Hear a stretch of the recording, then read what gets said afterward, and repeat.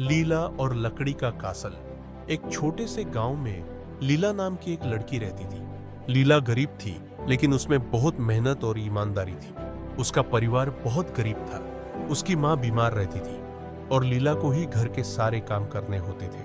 उसके पिता का देहांत बहुत पहले हो गया था, जिससे घर की सारी जिम्मेदारी लीला के कंधों पर आ गई थी। लीला रोज सुबह सुई दौड़ने को बेउड़ सुबह जल्दी उठती, अपनी माँ को दवा देती, फिर लकड़ियां इकट्ठा करने जाती ताकि घर में रोटियां बना सके।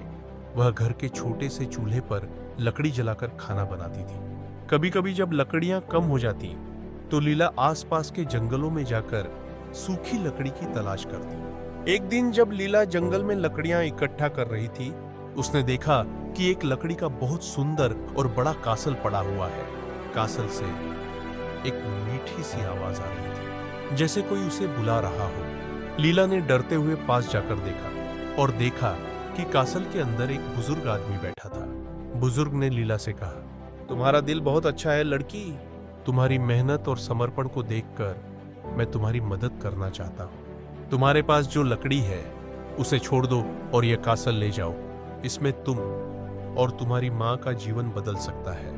लीला चौंकी, लेकिन उसने बिना डर के बुजुर्ग की बात मानी। वह लकड़ी छोड़कर कासल के अंदर चली गई। अचानक कासल में सब चीजें बदलने लगी। वहां से बाहर निकलते ही उसे ताजे फल, रोटियां और कपड़े मिले।